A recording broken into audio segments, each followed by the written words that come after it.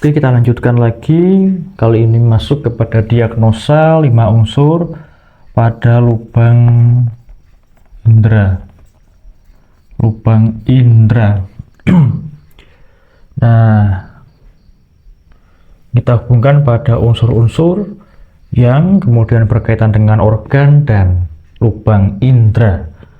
Pada unsur kayu, ketika unsur kayu atau liver dan juga kantung empedu dia bermasalah, itu pada mata itu juga bisa kita lihat dan mungkin dirasakan juga oleh klien. Misal adalah pandangan kabur. Pandangan yang kabur ya, itu kan berkaitan dengan mata, itu menandakan kekurangan darah pada organ liver. Orang yang kekurangan darah, misal anemia atau tekanan darah rendah, itu bisa sampai pandangannya menjadi kabur karena darah yang ditampung di liver itu kurang, seperti itu, sehingga tidak sampai kepada mata. Kemudian juga misal matanya merah, itu bisa karena ada api atau panas di dalam organ liver. Meskipun juga mata ini nanti bisa menyimbolkan banyak organ yang lain. Kemudian pada unsur api, yaitu jantung dan juga usus kecil, dia bisa terlihat pada lidah, atau lebih tepatnya adalah pada badan lidah. Karena lidah itu kan ada badannya, ada di atas badan lidah itu adalah selaput lidah yang warnanya putih, bisa kuning, ya bisa ke hitam-hitaman. Nah, pada badan lidah ini berkaitan dengan jantung. Badan lidah terlalu pucat, bukan, kalau yang normal itu adalah merah muda, pink. Itu tandanya cukup nutrisi di dalam jantung. Tapi kalau ternyata pucat, itu bisa menandakan kekurangan darah atau kekurangan energi, ya, atau kelemahan pada organ jantung. Kalau terlalu merah bisa menandakan ada api di jantung.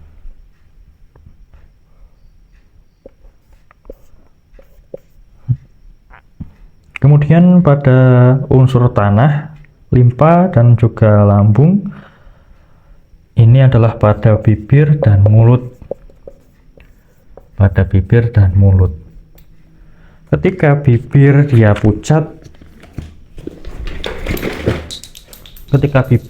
pucat, itu bisa menandakan adalah adanya kekurangan darah yang disebabkan lemahnya limpa dan juga lambung. Seperti itu, sehingga gagal untuk memproduksi saripati makanan secara cukup untuk menghasilkan darah, jadi tidak sampai kepada bibir untuk menutrisi bibir.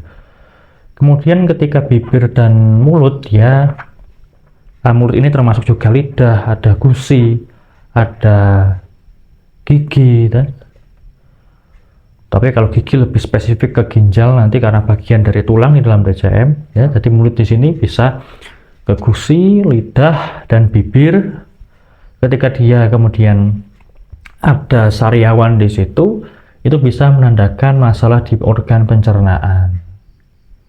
Ya, jadi kalau nanti sariawannya itu pinggirnya berwarna kemerahan, itu bisa menandakan adanya panas di organ pencernaan, yaitu limpa dan lambung. Tapi kalau pucat, ya, pada sariawan itu berwarna pucat di pinggir-pinggirnya, itu bisa menandakan bahwa organ pencernaan itu sedang lemah.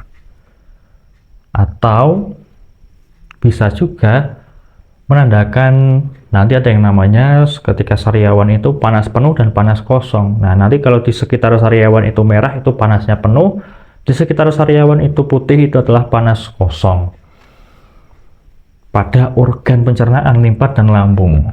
Nah, kemudian kalau pada rasa di mulut, terutama di lidah, ya, dia itu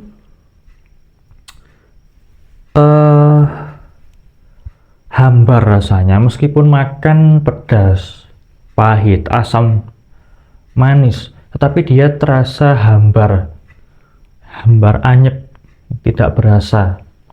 Rasa-rasa itu dirasakan hanya sebentar, tidak mencolok, dan langsung akan lenyap jadi hambar, itu biasanya bisa menandakan bahwa organ pencernaan limpa dan lambung dia sedang kekurangan energi.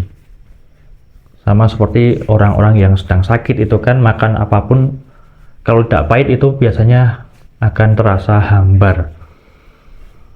Seperti itu. Kemudian pada unsur logam,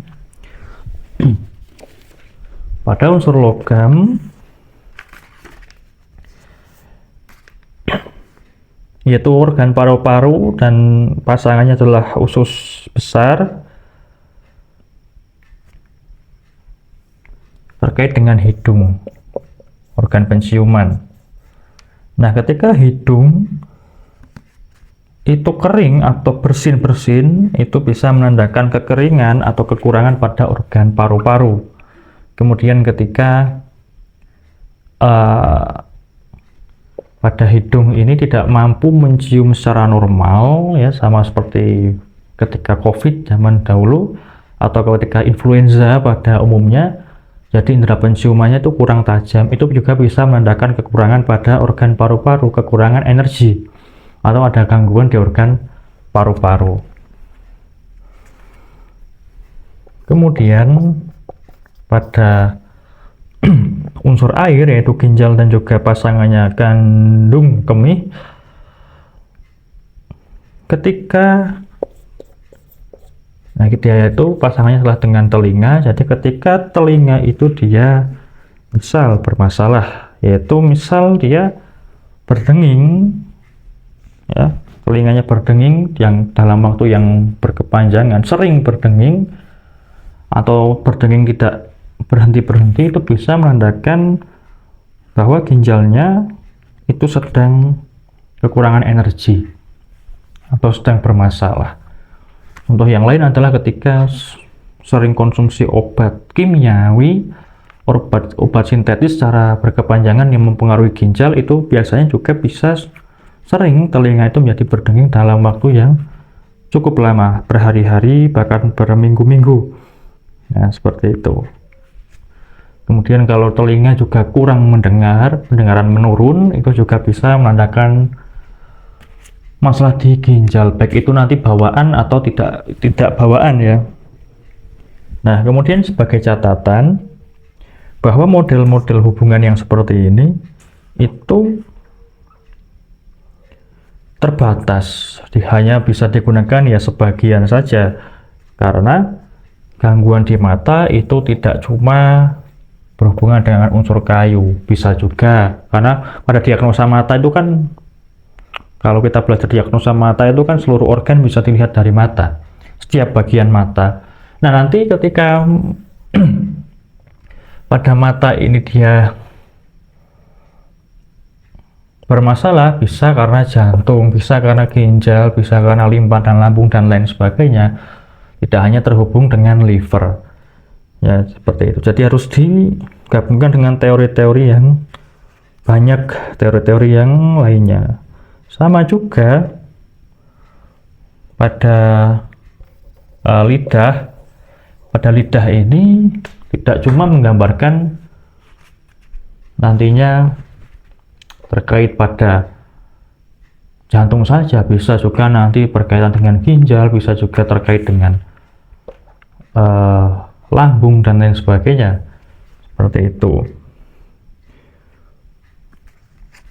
Nah, kemudian pada bibir, pada mulut ini juga bisa menggambarkan organ yang lain, tidak hanya pada tanah atau limpa lambung, bisa juga terkait dengan darah, liver, bisa juga terkait dengan ginjal, esensi.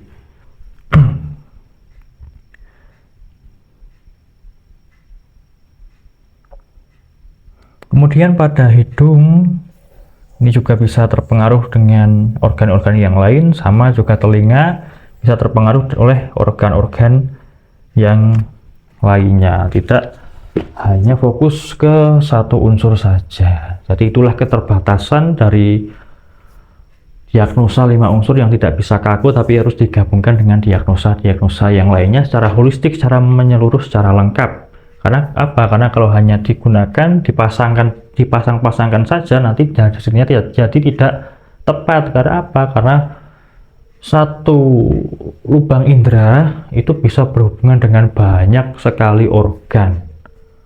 Ya, jadi harus lengkap dan banyak teori, tidak hanya pakai teori yin yang dan juga teori 5 unsur, harus dilengkapi teori organ dalam, teori fenomena organ, teori penggolongan sindrom dan lain sebagainya harus dilengkapi lagi.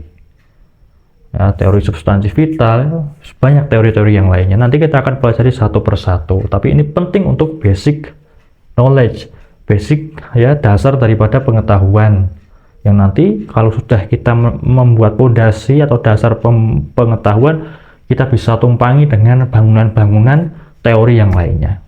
Oke, kita cukupkan, kita lanjutkan pada video yang selanjutnya.